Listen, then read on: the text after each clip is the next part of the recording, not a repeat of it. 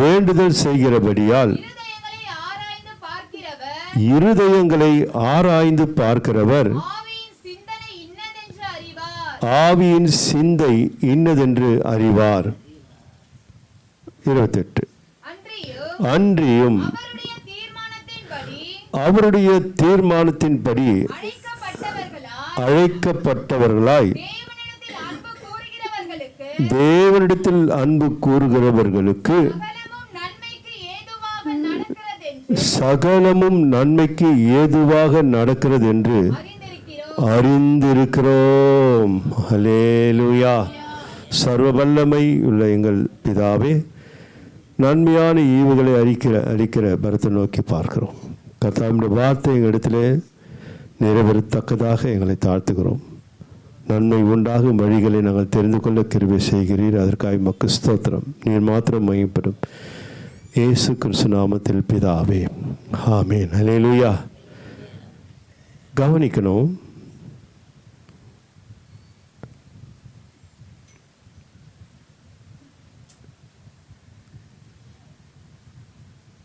தேவனிடத்தில் அன்பு கூறுகிறவர்களுக்கு, ஹல்லேலூயா சொல்லுமா, தேவனிடத்தில் அன்பு கூறுகிறவர்களுக்கு எல்லாமும், ஹல்லேலூயா, எல்லாமும்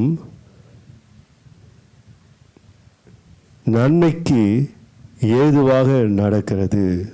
ஹல்லேலூயா. யாரிடத்தில் அன்பு செலுத்துகிறது? தேவனிடத்தில் அன்பு செலுத்துகிறவருடைய வாழ்க்கையில் எல்லாமே, எல்லானாக்கா அடங்கி போச்சு. அதுதான் உலகத்தில் உங்கள் உபத்திரம் உண்டுன்னு சொல்கிறாரு. அதெல்லாமே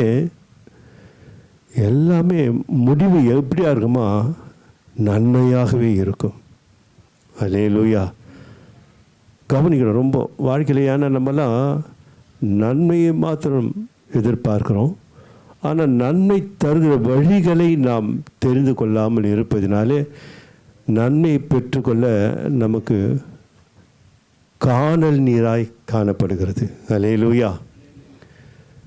அதை பெற்றுக்கொள்ளத்தான் தேவன் நமக்கு சில உபாயங்களை, சில வழிகளை தேவனே அதை நமக்கு கற்றுக் கொடுக்கிறார்.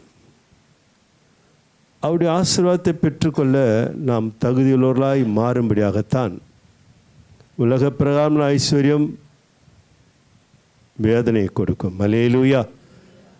கர்த்தருடைய ஆசீர்வாதம் அதனோட என்ன இருக்காது? வேதனை இருக்காது. அப்போ தேவனுடைய ஆசீர்வாதத்தை ஒரு விசுவாசி பெற்றுக்கொள்வார்கள் என்றால் அந்த ஆசீர்வாதத்தில் தீமையும் இருக்காது, நெருக்கமும் இருக்காது, வேதனைகள் இருக்காது. ஹல்லேலூயா. தேவன் நமக்கு தருகிற ஆசீர்வாதம், தேவனுடைய வழியிலே நாம் போகும் பொழுது அந்த ஆசீர்வாதத்தின் முடிவு நமக்கு நாம் யார் என்பதை, நாம் வந்த பாதைகள் என்ன என்பதை புரிந்து கொள்ள வைக்கும். இதனால் நாம் பெற்ற அந்த அனுபவத்தை மற்றவர்களுக்கு சொல்ல அது வாய்ப்பாக அமையும். ஹல்லேலூயா. மற்றவர்கள் அவர்கள் வாழ்க்கையை பார்த்து மற்றவர்கள் அதை ஆச்சரியப்படும்படியாக தேவன் யார் என்பதை அவர்கள் புரிந்து கொள்கிற ஒரு வழிதான் தேவன் நமக்கு கற்றுக் கொடுக்கிற பாட வழிகள். ஹல்லேலூயா. அந்த வேதத்தில் நாம் பார்க்கிறோம், அன்றியும் அவருடைய தீர்மானத்தின்படி. ஹல்லேலூயா சொல்லுமா? யாருடைய தீர்மானம்? தேவனுடைய தீர்மானம் ஒன்று இருக்கிறது. அன்றியும் அவருடைய தீர்மானத்தின்படி அழைக்கப்பட்டவர்களாய். தேவனத்தில் அன்பு செலுத்துவதற்கு கூட தேவனுடைய தீர்மானம் ஒன்று நமக்கு வேண்டும். எல்லாரும் அன்பு செலுத்திட முடியாது. எல்லாரும் அன்பு செலுத்தினா அதற்கான அந்த வாய்ப்பு தேவனத்தில் போய் சேர்கிறதா என்பது தேவவசனத்தை பார்க்கும்போது சந்தேகமாகவே இருக்கிறது. அவருடைய தீர்மானத்தின்படி அழைக்கப்பட்டவர்களாய் தேவனிடத்தில் அன்பு கூறுகிறவர்களுக்கு எல்லாமே நன்மையாக இப்போ முடிஞ்சிருமா? அப்படின்னா என்ன இருக்கும்? வழியில் நமக்கு புயலும் வீசலாம், காற்றும் அடிக்கலாம். அதை மாற்ற தேவன் நமக்கு வழிகளை கற்றுக் கொடுத்திருக்கிறார். ஹல்லேலூயா. அதுதான் தேவனிடத்தில் அன்பு செலுத்துகிற ஒரு வழி. உலகத்தில் மனைவி, கணவன், பிள்ளைகள், மற்ற நம்மை சுற்றி இருக்கிற சொந்தங்கள், பந்தங்கள், இல்லை உலக பிரமான ஐஸ்வர்யங்கள், இவைகளெல்லாம் நம்முடைய அன்பு செலுத்துவதினாலே குறை என்று நான் சொல்லவில்லை. அந்த அன்பு காணல் நீராய் மாறிவிடலாம். தேவனிடத்திலே செலுத்துகிற ஒரு அன்பு இருக்குது, இந்த உலகத்திலே உன்னை சிறந்த ஒரு வாழ்க்கையை வாழ வைக்கும். நித்தியத்திலே போகும் வரையிலும் இங்கே கர்த்தர் உன்னை சமாதானத்தோடு நடத்துவார். ஏன் அந்த அன்பு தேவனிடத்தில் நீ செலுத்துகிற அந்த போக்கு, அந்த வழி. அல்லேலூயா. வேதம் சொல்கிறது, மத்தேயு புத்தகத்தில் எடுத்து வாசிக்கலாம், 20:16 எடுத்து வாசிக்கலாம். இவ்விதமாக பிந்தினோர் முந்தினோராயும் முந்தினோர் பிந்தினோராயும் இருப்பார்கள். அழைக்கப்பட்டவர்கள் அநேகர், தெரிந்து கொள்ளப்பட்டவர்களோ சிலர் என்றார். அல்லேலூயா சொல்லுமா? அல்லேலூயா. 20 வருஷமாக சபைக்கு போவாங்க, ஆனால் அவங்களுக்கு தேவனுடைய ஐக்கியம் அவ்வளோ இருக்காது. வருவாங்க போவாங்க, எல்லாத்திலும் பங்கு பெறுவார்கள். ஆனால் போன வருஷம்தான் வந்திருப்பாங்க. அவங்கள பார்த்து ஆவிக்கிற வாழ்க்கையில் வளர்ச்சியை பார்க்குறான். அதான் சொல்ல, முந்தினோர் எப்படி ஆயிரம் கட்சியில், பிந்தினோர் எப்படி ஆயிடுறாங்க கட்சியில், முந்தினோர் ஆயிரம். அழைக்கப்பட்டவர் அநேகர், கர்த்தர் எல்லாரையும் அழைச்சிருக்கிறார். ஆனால் அதில் தெரிந்து கொள்ளப்பட்டவர்கள் சிலராம். அல்லேலூயா. வசனம் சொல்கிறது, அழைச்ச எல்லாரும் அழைச்ச எல்லாரும் சபைகள் இருக்கிறாங்க. ஆனால் அதில் நான் தெரிந்து கொள்ளப்பட்ட பாத்திரங்கள் இருக்குதுன்ற ஆண்டவர் ஸ்தோத்திரம். அல்லேலூயா. நல்லா கவனிக்கணும், கர்த்தருடைய வார்த்தை இது. எல்லாரும் சபையார், எல்லாரையும் நான் பார்க்குறேன், எல்லாரையும் நான் கண்ணோக்கி பார்க்குறேன். ஆனால் அதில் நான் சில பேரை தெரிந்து கொண்டேன், சில இருதயங்களை பார்க்கிறேன், நான் அவர்களை தெரிந்து கொண்டேன்றார். அழைச்சேன் தான், எல்லாரையும் அழைச்சேன். அழைக்கப்பட்டவர்கள் அநேகர், ஆனால் தெரிந்து கொள்ளப்பட்டவர்களோ ஒரு சிலர் தான். அல்லேலூயா. அந்த ஒரு சிலர் என்ற அந்த வார்த்தை தேவனுடைய கண்கள் அவர்கள் மேல் பிரியமாய் இருப்பதாகத்தான் அர்த்தம். அந்த அன்பு, அல்லேலூயா, அந்த அன்பை ஒரு சிலர், அந்த அன்பு புரியும்னு நினைக்கிறேன் நான் சொல்கிறதெல்லாம். அந்த ஒரு சிலருடைய அன்பை தேவன் எதிர்பார்க்கிறார். அந்த அன்பை செலுத்தினுடைய வாழ்க்கையிலே தேவன் தீமைகளை நன்மையை மாற்றுவார். அல்லேலூயா. அழைக்கப்பட்டவர்கள் அநேகர், அழைக்கப்பட்ட நிறைய பேர் இருக்கிறாங்க. ஆனால் தேவனால் தெரிந்து கொள்ளப்பட்ட அந்த இருதயம் இருக்குத, அதை கர்த்தர் பார்க்குறாரு. அந்த இருதயம் அசலடிக்கப்படுகிறது, அலைக்கழிக்கப்படுகிறது, வஞ்சிக்கப்படுகிறது, சுமக்கிறது. ஆனால் கர்த்தர் பார்க்குறார், இதற்கு ஒரு ஏற்ற காலத்தை கர்த்தர் வைத்திருக்கிறார். அல்லேலூயா. அதை கர்த்தர் அந்த தீமைகளை எல்லாம் அப்படியே என்ன மாத்துறாருன்னா, அவர்கள் மன விருப்பத்தின்படி நிறைவேற்றி அதை அவர்களுக்கு பிரியமாய் ஆசீர்வாதமாய் பரிசாய் கர்த்தர் கொடுக்கிறார். அல்லேலூயா. ரொம்ப ஈஸியான வாழ்க்கை கர்த்தருடைய வாழ்க்கை. அதாவது அவருடைய தீர்மானத்திற்குள்ளாய் நம்முடைய தீர்மானம் இருக்கும் என்றால் நம் வாழ்க்கை சுவையாக இருக்கும். சுருக்கமாக சொல்லிட்டேன். அவர் என் மேல் வைத்த தீர்மானத்தில் என்னுடைய தீர்மானம் இருக்கணும். அவர் என் மேல் வைத்த சித்தத்தில் என்னுடைய தீர்மானம் இருக்கணும். அப்போ என் வாழ்க்கைக்கு நான் அதாவது அது ஸ்தோத்திரம். அல்லேலூயா. அழுது புலம்ப வேண்டிய அவசியமே இல்லை. அல்லேலூயா. சுருக்கமாக சொன்ன புரியும்னு நினைக்கிறேன். கர்த்தர் ஸ்தோத்திரம். நீதிமொழிகள் புத்தகம் 22ஆம் அதிகாரம் 11ஆம் வசனத்திற்கு நாம் வருவோம் என்றால் 22:11 வாசிக்கலாம்.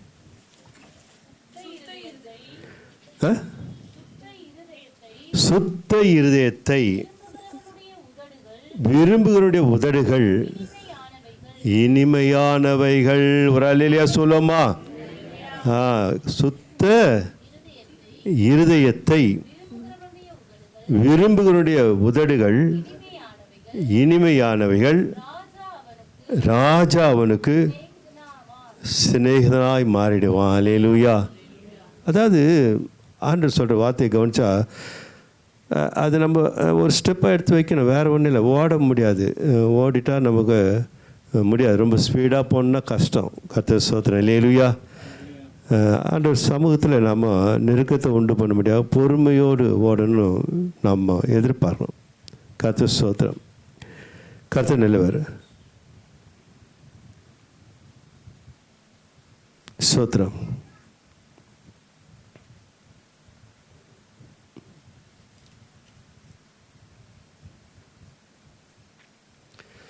சுத்த இருதயத்தை விரும்புகிறவனுடைய, அல்லேலூயா, விரும்புகிறவன், அதாவது அந்த சுத்த இருதயம் இருக்குத, நல்லா கவனிக்கணும். இதெல்லாம் பிரசங்கத்தை கவனிங்க.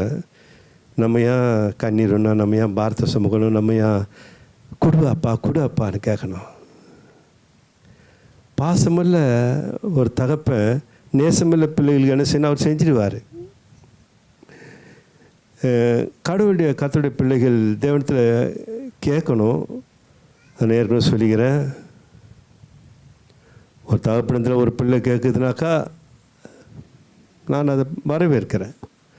அதே அந்த பிள்ளை அந்த பெற்றுக்குள்ள வாங்கி கொடுக்க தகப்பன் வாங்கி கொடுக்க முடியும். இல்லாத பிள்ளைக்காக கேட்குது பற்றியா? புரியுதில்ல நான் சொல்கிறதெல்லாம்? புரியுதா? பிரசங்கலாம் புரிஞ்சுட்டு ரொம்ப ஈஸியான வாழ்க்கை அது. அதான் நான் சொல்லிக்கிட்டே வரேன். இல்லாத பிள்ளைகள் ஏங்குது பற்றியா? அந்த பிள்ளை அப்பா எனக்கு வாங்கி கொடுன்றத ஒரு பாசம் வேறு. அப்பா அந்த பிள்ளைக்கு வாங்கி கொடுப்பான்னாக்கா அந்த பிள்ளையின் மேலே இருக்கிற பாசம் இன்னும் அதிகம். மலையிலேயே சொல்ல சுருக்கமாக சொல்லிட்டேன் வாழ்க்கையை. இதெல்லாம் புரிஞ்சுக்கிட்டா நல்லா இருக்குன்னு நினைக்கிறேன். யோபு சிறையிருப்பை கர்த்தர் மாற்றினார். அல்லேலூயா. ஆனால் அந்த சுத்த இருதயம் ரொம்ப முக்கியமானது. சுத்த இருதயம். ஏன்னா அன்பு எங்கே இருக்குதுன்னா இங்கே தான் இருக்குது. இந்த சுத்த இருதயத்திலிருந்து புறப்படுகிற அந்த அன்பை தேவன் பெற்றுக்கொள்கிறார். தேவனிடத்தில் அன்பு கூறுகிறவர்களுக்கு, சுத்த இருதயத்திலிருந்து தேவனிடத்தில் அன்பு கூறுகிறவர்களுக்கு சகலமும் எப்படி ஆயிடுது? நன்மைக்கு ஏதுவாய் முடிந்து போயிடும். அல்லேலூயா. அந்த சுத்த இருதயம் உள்ளவர்கள் கர்த்தர் ஸ்தோத்திரம். மீண்டும் வாசிக்க. சுத்த இருதயத்தை விரும்புகிற அதான் ரொம்ப முக்கியமானது. தேவன் கேட்குறாரு, உன் இருதயத்தை எனக்கு தான்றார். அவர் ஒன்றுமே செய்ய முடியாது. நீ அனுமதி இல்லாமல் கர்த்தர் எதையும் செய்ய முடியாது. நீ விசுவாசித்தால் தான் உனக்கு அற்புதம் நடக்கும். வழியை எதுவும் செய்ய முடியாது கர்த்தர். அல்லேலூயா. நீ நான் இப்படி வாழணும்னு விரும்பினா கர்த்தர் அந்த இருதயத்தை என்ன பண்ணுறாரு? சுத்தமுள்ளதாய் பரிசுத்த ஆவியானவர் கொடுத்து. அல்லேலூயா. இதனால் நம்ம முதல் பாடல் என்ன பாடினோம்? நான் வருதா? உங்களுக்குள்ளே வாசம் செய்யும் ஆவியானவரே. முதல் பாடல் அதுதான். ஆவியானவர் குறித்து தான் பாடலே. சபை நேர்த்தியாய் தேவன் நடத்துகிறார். இதெல்லாம் உதாரணத்தை சொல்லி கொண்டு வருகிறேன். இது நான் சொல்லியோ நான் இந்த வசனத்தை ஏற்பட்ட மகளிடத்தில் சொல்லி அந்த பாடல் வரல. கர்த்தர் நடத்துகிறார். அப்போ அந்த சுத்த இருதயத்தை விரும்புகிறவருடைய உதடுகள் எப்படி பேசுமா? நல்லா கவனிக்கணும். அல்லேலூயா. அந்த உதடுகள், அதாவது இருதயம், சுத்த இருதயம் உள்ள அந்த வாய் இனிமையானவர்களை பேசும்.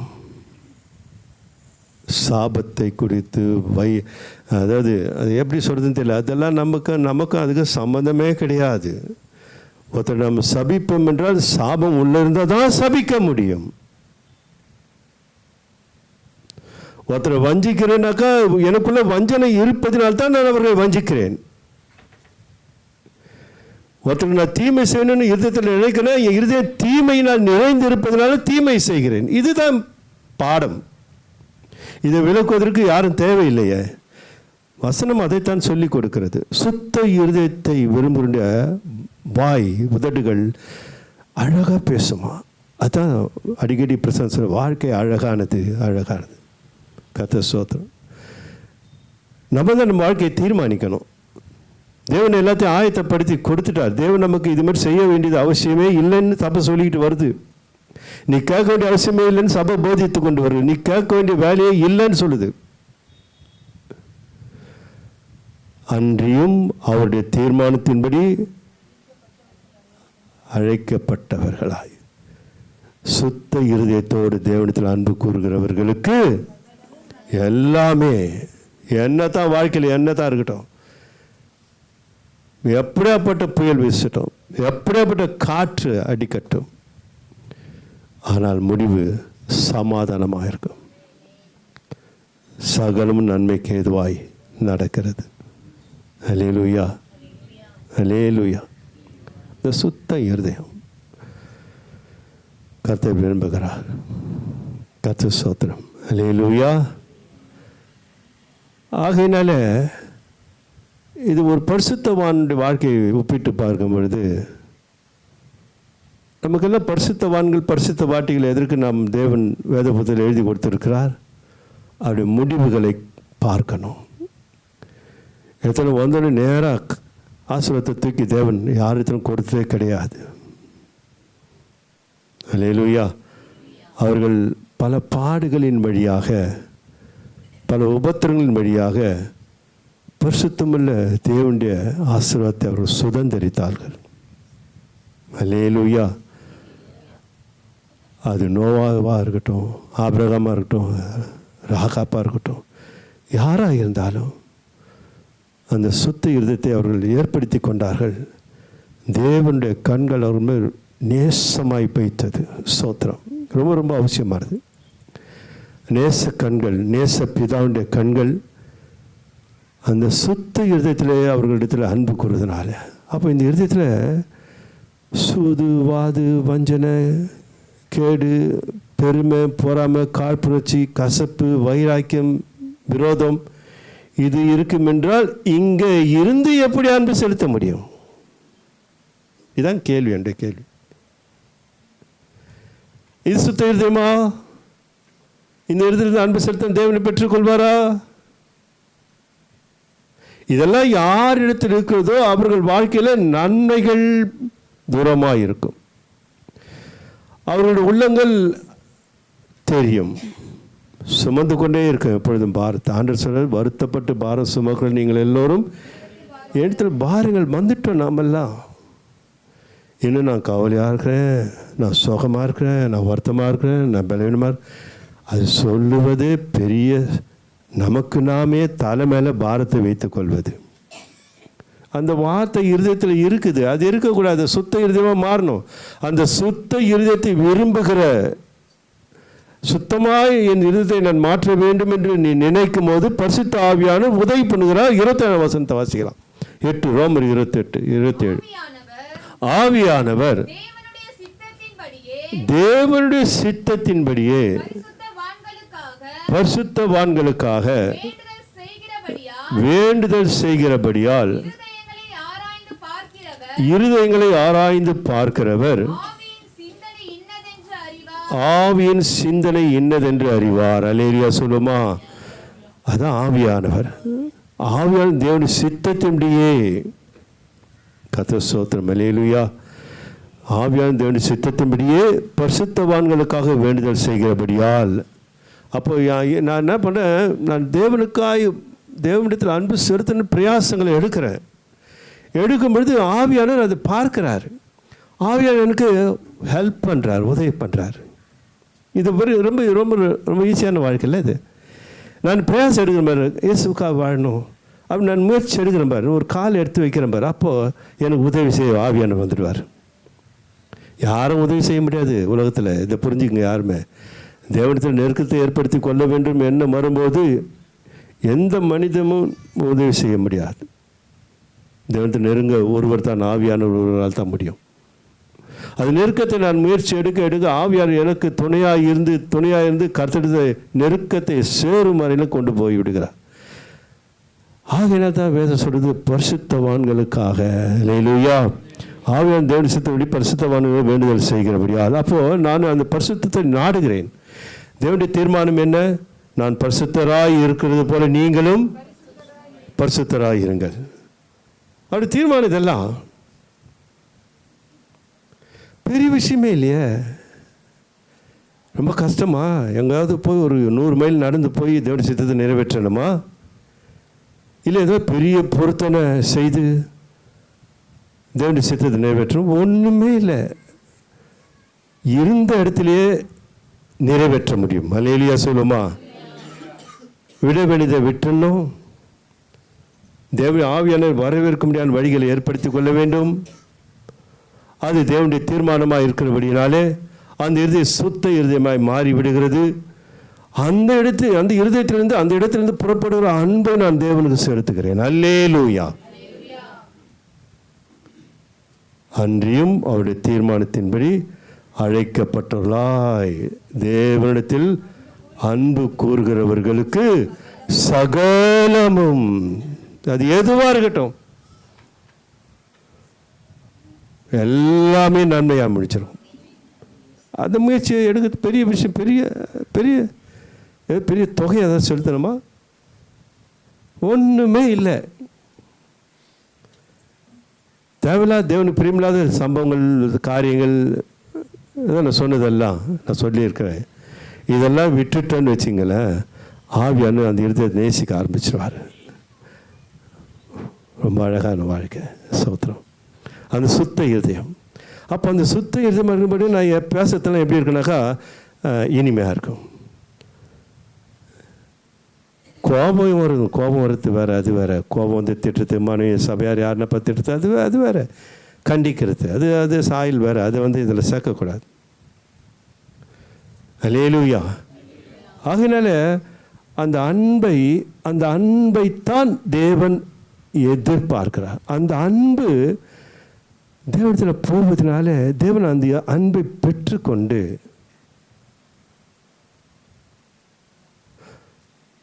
ரோமர் 5:5 வாசிக்கிறேன் இல்லையா?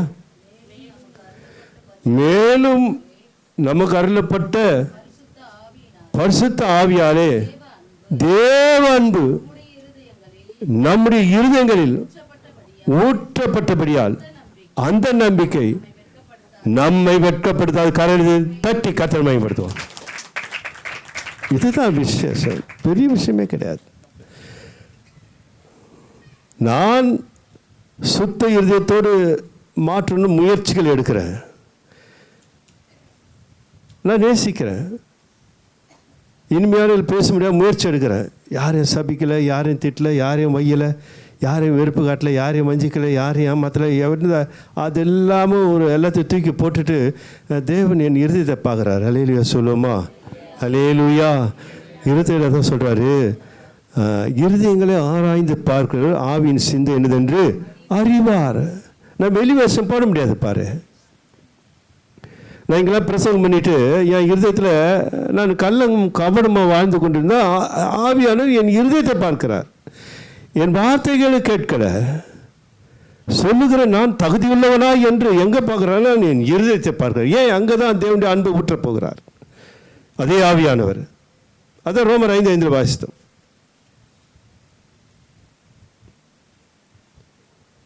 அந்த நம்பிக்கை எனக்கு இருக்குது. அந்த நம்பிக்கை என்னை ஒருபோது என்ன பண்ணுது? எங்கேயுமே எப்பொழுதும் எவர் முன்னாலும் வெட்கப்படுத்தாது.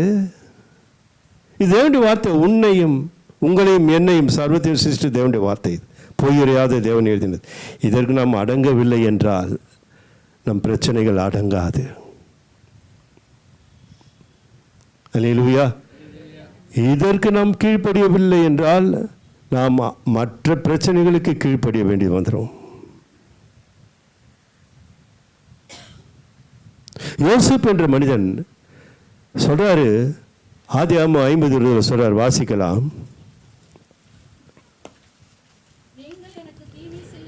நீங்கள் எனக்கு தீமை செய்ய நினைத்தீர்கள், தேவனோ இப்பொழுது நடந்து வருகிறபடியே வெகு ஜனங்களை உயிரோடு காக்கும்படிக்கு அதை நன்மையாக முடிய பண்ணினார். அல்லேலூயா சொல்லுவோமா? நமக்கெல்லாம் தெரியும் தேவன் ஏன் இதை எழுதுகிறாரு, ஏன் இதை நம்மக்கிட்ட கொடுக்குறாருன்னா, யோசேப்பை கர்த்தர் தான் நடத்தினார். யோசேப்புடைய தரிசனத்தை, சொப்பனத்தை யார் கொடுத்தது? தேவன் தான் கொடுத்தார். நமக்கு ஒரு தரிசனம் இருக்கணும். இப்போ யோசேப்பு கொடுத்த தரிசனம், எனக்கும் அந்த தரிசனம் வந்தால் தான் நான் இயேசுக்காக வாழ்வேன்றதில்லை. தேவனுடைய ஒவ்வொரு வார்த்தையும் தரிசனங்கள் தான். அல்லேலூயா. கண்டு விசுவாசித்தார்கள். நாமெல்லாம் காணாமல் விசுவாசிக்கிறோம், தரிசிக்கிறோம் இயேசுவை. அங்கே தரிசனத்தை யோசப்புக்கு தேவன் கொடுக்குறாரு. எப்படி கொடுக்குறாரு தெரியல உங்களுக்கெல்லாம்? எப்படி கொடுக்குறாரு? 11 அரிக்கட்டுகள், கதிர்கட்டுகள் எல்லாம் இருக்குது. நடுவில் ஒரு கதிர்கட்டு யோசப்பு இருக்கிறாரு. அந்த கதிர்கட்டுகள்லாம் அந்த நடுவில் மத்தியில் இருக்கிற கதிர்கட்டை பார்த்து என்ன பண்ணுதான்? வணங்குகிறது. சூரியனும் சந்திரனும் தாயின் தகப்பனையும் சேர்த்துக்கிறார். அடுத்த வசனங்களில் பார்க்கும்பொழுது அது போய் சொல்கிறாரு அப்பா கிட்ட சொல்கிறாரு. அதில் 11 பேர் கேட்குறானுங்க, ரொம்ப பொறாமையாயிடுறாங்க. அப்போ நீ தான் நடுவில் மத்தியில் இருக்கிறதா, நாங்கள் 11 பேர் ஒன்று வணங்குவோமா? அது நடக்காது, அது கூடாது. மனிதர்கள் நம்ம வாழ்க்கையில் சில தீர்மானங்களை எழுதுவார்கள், போடுவார்கள், வாழக்கூடாது அப்படி என்று சில சில சில தடைகளை போடுவார்கள். யோசேப்பு அல்லேலூயா சுத்த இருதயமுள்ள ஒரு பாக்கியவான். அல்லேலூயா. பாருங்கள், வாழ்க்கையில் அவர் ஆண்டவரிடத்தில் எதுவும் கேட்கல, சொன்னார். பொறாமை கொண்டார்கள். 105ஆம் அதிகாரம் சங்கீதம் 17, 18, 19 வாசிக்கலாம். அவர்களுக்கு முன்னாலே ஒரு புருஷனை அனுப்பினார். யோசேப்பு சிறையாக விற்கப்பட்டான். அவன் கால்களை ஸ்தோத்திரம் அல்லேலூயா சொல்லுவோமா? அல்லேலூயா. யாருடைய கால்களை? யோசேப்பின் கால்களை. இயேசுக்காய் வாழ்ந்தவன், தேவனுக்காய் வாழ்ந்தவன், சுத்த இருதயம் உள்ளவன். அல்லேலூயா, அல்லேலூயா. அவனை சொந்த சகோதரர்களே நன்மை செய்ய போன அவர்களுக்கு ஆகாரத்தை விசாரித்து கடந்து போக தகப்பனுடைய கட்டளையின்படியாக அவர்களை சந்திக்க போகிறான். அவர்கள் வராம்பார் சொப்பனக்காரன் என்று நாம் எல்லாம் அவர்களை வணங்குவோமா? அது எப்படி நிறைவேறுகிறது என்று முடிவெடுத்து ஒரு பெரிய குழியில், ஏறி வர முடியாத குழியிலே யாரை போட்டுட்டாங்க? யோசேப்பு போட்டார். அன்றியும் அவருடைய தீர்மானத்தின்படி அழைக்கப்பட்டவர்களாய் தேவனிடத்தில் அன்பு கூறுகிறவர்களுக்கு சகலமும் நன்மைக்கு எதுவாய் நடக்குது. அல்லேலூயா. குழியில் போட்டாங்க. அப்புறம் அந்த மீதியான இருந்து இஸ்மாயேலர் வராங்க. சரி, இப்படியே போட்டு நம்மளுக்கு அந்த பாவம் எங்கேயாவது போட்டு பொழிச்சிட்டு எங்கடா போட்டு காணாத தேசம் போட்டோம் அப்படின்ட்டு 20 வெள்ளி காசு என்ன பண்ணுறாங்க? வித்துடுறாங்க. அவங்க என்ன பண்ணுறாங்க? பார்வனுடைய அந்த அதிபதி, அந்த சேனைகளில் அந்த பிரதான அதிபதி, அதாவது சேவர்களுக்கு பிரதான அதிபதி போத்திப்பார், கர்த்தர் ஸ்தோத்திரம் அல்லேலூயா. அந்த போத்திப்பார் இடத்துல கொண்டு போய் அவங்க வித்துடுறாங்க. யார்? இஸ்மவேலர்கள். அங்கங்கே அவன் சிறை வாசனத்தை அனுபவிக்கிறான். அங்கே போனால் அடிமையாக வேலை செய்கிறான். கர்த்தர் ஸ்தோத்திரம் அல்லேலூயா. அங்கே அவனுக்கு ஒரு பிரச்சனை வருது. அங்கே ஒரு சுத்த இருதயத்தை அவன் என்ன பண்ணுறான்? உபகாரப்படுத்துகிறான். அல்லேலூயா சொல்லுவோமா? 2 தீமோத்தேயு புத்தகம் 2ஆம் அதிகாரம் 22ஆம் வசனத்தை நாம் வாசிக்கும் பொழுது, அநேக சாட்சிகளுக்கு முன்பாக நீ 2 தீமோத்தேயு 2:22 அன்றியும் பாலியத்துக்குரிய இச்சைகளுக்கு நீ விலகி ஓடி என்ன இருதயமா? சுத்த இருதயத்தோடு கர்த்தரை தொழுது கொள்ளுகளுடனே நீதியையும் விசுவாசத்தையும் அன்பையும் சமாதானத்தையும் அடையும்படி நாடு. அல்லேலூயா. பாருங்க, இதான் யோசேப்பு பாலியத்திற்கு விலகி ஓடுறார். கர்த்தர் ஸ்தோத்திரம் அல்லேலூயா. சுத்த இருதயத்தோடு கர்த்தரை தொழுது கொள்ளுகளுடனே, சுத்த இருதயத்தை பெற நாடுகிறவர்கள், சுத்த இருதயம் வேணும் என்று விரும்புகிறவர்கள் கர்த்தரை வார்த்தை அவங்க நீதியை தேடி போவாங்களாம். அல்லேலூயா சொல்லுவோமா? விசுவாசத்தை தேடி போவார்கள், அன்பை தேடி போவார்கள், சமாதானத்தை தேடி போவார்கள். அல்லேலூயா. இதெல்லாம் தேடனா கர்த்தர் அவளை பார்த்து அவளை பாரத்தோடு கவலையோடு வெறுமையாக தரித்திரலாக அவர்கள் இருக்க விடுவாரா? மாட்டார். யோசேப்பின் வாழ்க்கையில் அந்த சங்கீதம் 105 திருப்பி வருவோம். அவர்களுக்கு முன்னாலே ஒரு புருஷனை அனுப்பினார். யோசேப்பு சிறையாக விற்கப்பட்டான். அவன் கால்களை விலங்கு போட்டு ஒடுக்கினார்கள். அவன் பிராணன் இரும்பில் அடைப்பட்டிருந்தது. கர்த்தர் சொன்ன வார்த்தை நிறைவேறும் அளவும் அவருடைய வசனம் அவனை புடமிட்டது. அல்லேலூயா சொல்லுமா? கர்த்தர் அவனுக்கு கொடுத்த தரிசனம் நிறைவேறும் வரையிலும் அவனுக்கு பாடுகள் இருந்தது, போராட்டங்கள் இருந்தது, சிறைவாசங்கள் இருந்தது, அவமானங்கள் இருந்தது. அதை அனுபவித்து அதை கர்த்தருடைய கண்களும் பார்க்கிறது. இதுதான் ஆச்சரியம். அல்லேலூயா சொல்லுவோம். இதெல்லாம் ரொம்ப கவனிக்கணும். அல்லேலூயா. நம் வாழ்க்கையில் நமக்கு சோதனை வருது என்றால் நாம் தான் நினைக்கிறோம், நான் மறந்துட்டார், கைவிட்டார், என்னை யாரும் கவனிக்க ஆள் இல்லை, என்னை விசாரிக்க ஆள் இல்லை, அப்படி நினைக்கிறது அவிசுவாசம்தான். பாடல் பாடல, யாக்கோப்பின் தேவன் என் தேவன் எனக்கென்றும் துணையாவர். பாடல் மாத்திரம் நல்லா அழகாக பாடிடும். அப்புறமா எனக்கு யாரும் துணை இல்லை, புறம்புறுத்து அழுவுறுத்து. பாடல் போசனை இன்றைக்கெல்லாம் பாட சொன்னால் பாடினே இருப்பாங்க. எனக்கென்றும் துணையவரே என்னாலும் என்னாலும் நடத்துவாரே. இதெல்லாம் பாடல் பாடுறமே தவிர எங்கேருந்து வருது? அது இங்கேருந்து வருது, இங்கேருந்து வரணும். அல்லேலூயா. இதாம்மா வாழ்க்கை, வேறு ஒன்றுமே இல்லை. பரிசுத்தவான்களெல்லாம் பாருங்கள், அவங்க வாழ்க்கையில் அப்படியே எடுத்தோன்னே எடுத்தோன்னே ஜோதியாக மாறில, அப்படியே பெருசாக பெரிய ஆளாக இல்லை, அப்படியே போற்றப்பட முடியாது இல்லை. ஆண்டவராக இயேசு கிறிஸ்து பாடுகள் வழியாகத்தான் வந்தார்.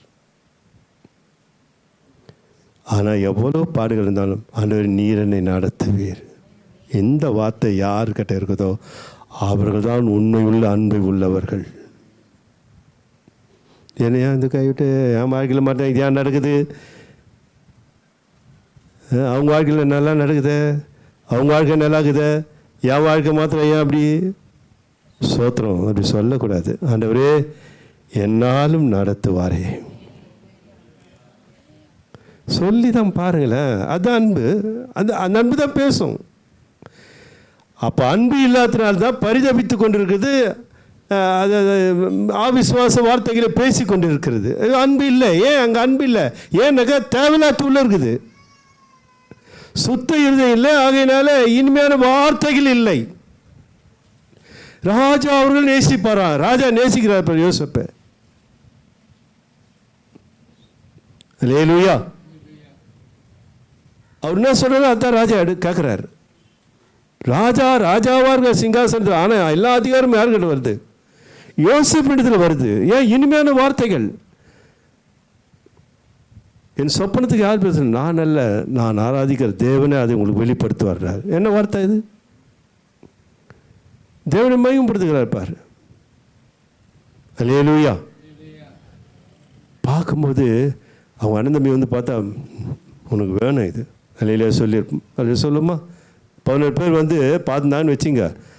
யோசேப்பு சிறையில் இருக்கிறத பார்த்தாங்கன்னா, உனக்கு வேணும், உன்ன வேணும், எங்களை சொன்னல நீ கட்சியில் எங்கே இருக்கிற பற்றியா?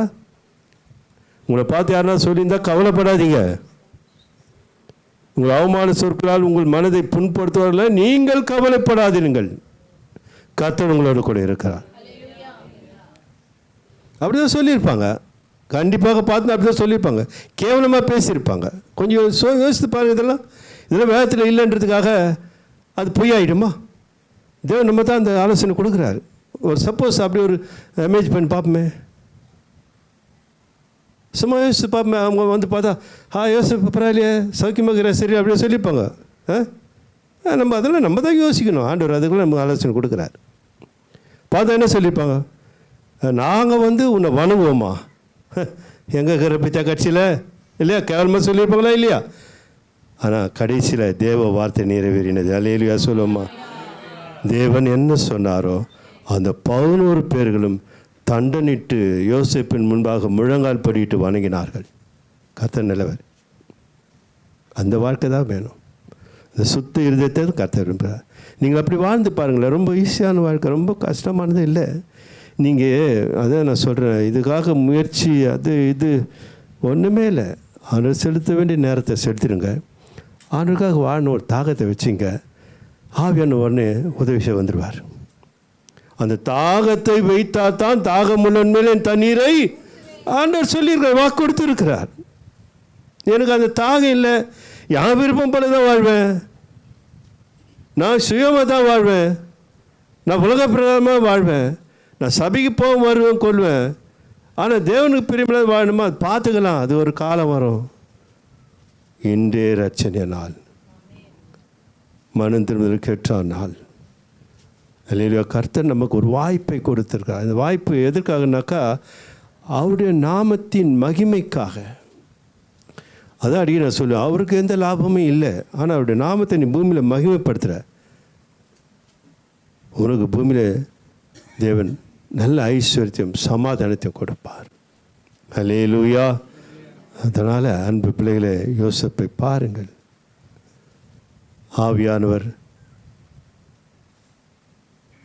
8ஆம் அதிகாரம், ரோமர் 8ஆம் அதிகாரத்தை வரும், முடிச்சிடலாம்.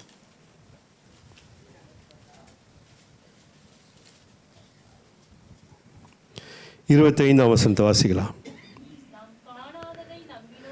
நாம் காணாததை நம்பினோமாகில் அது வருகிறதற்கு.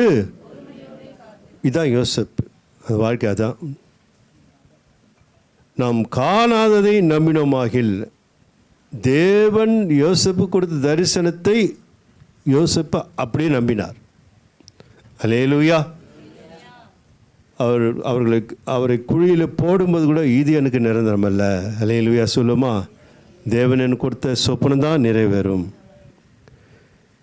20 வெள்ளி காசுக்கு விற்றார்களே, நான் அங்கே அடிமை இல்லை, கர்த்தர் எனக்கு கொடுத்த சொப்பனம் தான் நிறைவேறினார். அந்த நிறைவேறுதலை குறித்தே சிந்தனை இருந்தது. கர்த்தருடைய ஆவியான இருதயத்தை பார்த்தார், சிந்தனைகளை பார்த்தார், அந்த வழியாகவே நடத்தி கொண்டு போனார். முடிவு, தேசத்திற்கு என்னவாயிட்டான்? அதிபதியாய் மாறினான். அல்லேலூயா. என்ன சொல்ல வரேன்னா, நம்ம அடிமையாய் வாழ தேவன் நம்மை தெரிந்து கொள்ளவில்லை. அல்லேலூயா. அதிகாரம் உள்ளவர்களாய் வாழும்படியாகத்தான் தேவன் தெரிந்து கொண்டார். இதை புரிஞ்சுக்கணும். அடிமை வாழ்க்கை அது பழைய வாழ்க்கை. அதிகாரம் உள்ள ஒரு வாழ்க்கை அழகான வாழ்க்கை. எல்லாமே உனக்கு கீழ்பட்டிருக்கும். உனக்கு விரோதமாக என்பது காரியங்கள் எல்லாம் என்ன பண்ண, உனக்கு கீழே தான் இருக்கும், காலு கீழே தான் இருக்கும். உன்னை அதுவும் அடிமைப்படுத்த முடியாது. ஏன்னா அதிகாரம் உங்கள்கிட்ட இருக்குது. புரியும் நினைக்கிறேன். அல்லேலூயா. அதனால் அன்பு பிள்ளைகளே, நாம் காணாததை நம்புவோமாகில் அது வருகிறதுக்கு என்ன பண்ணணும்? பொறுமையோடு காத்திருக்கணும். கர்த்தர் நல்லவர். அநேக நாள் காத்திருப்பது இருதயத்தை இளைக்க பண்ணும். விரும்பினது வரும்பொழுது அந்த இருதயம் எப்படி இருக்குமா? அந்த நாட்கள் வரப்போகிறது. தீர்க்க தரிசனமாக சொல்கிறேன். அன்பு பிள்ளைகளே, இப்போது உங்களுக்கு இருதயம் எப்படி இருக்குது? இல்லை. அநேக நாள் காத்திருப்பது இருதயத்தை என்ன பண்ணியிருக்குது? இளைக்க பண்ணியிருக்கிற காலம், இளையுதிர் காலம் போல. தீர்க்க தரிசனமாக சொல்கிறேன், விரும்பினது வரப்போகிறது. ஜீவ விருட்சம் போல நீங்கள் மாறப்போகிறீர்கள். ஏன்? தேவனுடைய அன்பு உங்களுக்குள்ளாக இருக்கிறது. நீங்கள் தேவனிடத்தில் சுத்த இருதயத்தோட அன்பை நீங்கள் கொடுப்பதினாலே தேவன் அந்த அன்பை பெற்றுக்கொண்டு அதே பரிசுத்த ஆவியான மூலமாக உங்கள் இருதயத்தில் என்ன பண்ணார்? அன்பை ஊற்றுகிறபடினாலே எனக்கு அந்த நம்பிக்கை இருக்குது. ஆகையினாலே நான் வெட்கப்பட்டு போவதில்லை. அல்லேலூயா சொல்லுமா. அதனால் வெட்கப்பட வேண்டிய காரியமும் சிந்தையோ நமக்குள்ளே இருக்கக்கூடாது. தேவன் உங்கள் முகங்களை பிரகாசிக்க பண்ணுவார். செபிப்போமா. இரக்கம் கிருபையும் அன்பும் நிறைந்த எங்கள் பிதாவே, ஆசீர்வதிக்கப்பட்ட இந்த காலை பரிசுத்த ஓய்வு நாள் ஆராதனைக்காய் ஸ்தோத்திரம். நீர் அருளின நம்முடைய வார்த்தை எங்களுடைய ஆண்டு விரதத்தை மாற்ற வல்லமையில்லதாக இருக்கிற தாழ்த்துக்கிறோம். நீர் பூர்ணமாய் எங்கள் இடத்தில் மகிமைப்படுவீராக. எங்கள் வாழ்க்கையிலே எங்களிடத்திலிருந்து புறப்படுகிற அன்பு உம்மை மகிமைப்படுத்தட்டும். உம்மிடத்திலிருந்து எங்களுக்கு கொடுக்கப்படுகிற அன்பு எங்களை நடத்த தாழ்த்தி ஒப்புடுவோம். எல்லா துதி கன மகிமை எல்லாவற்றும் ஒருவருக்கே நாங்கள் செலுத்துகிறோம். எங்கள் இரட்சகராக எங்கள் மீட்பர் எங்கள் ஆண்டவராகிய இயேசு கிறிஸ்து நாமத்தில் ஜெபிக்கிறோம் நல்ல பிதாவே, ஆமென். என் ஆத்துமாவே கர்த்தரை ஸ்தோத்திரி, என் முழு உள்ளமே பரிசுத்த நாமத்தை ஸ்தோத்திரி. என் ஆத்துமாவே கர்த்தரை ஸ்தோத்திரி, அவர் செய்த சகல உபகாரங்களை மறவாதே. ஆமேன், ஆமேன், ஆமேன். அல்லேலூயா. நாமோ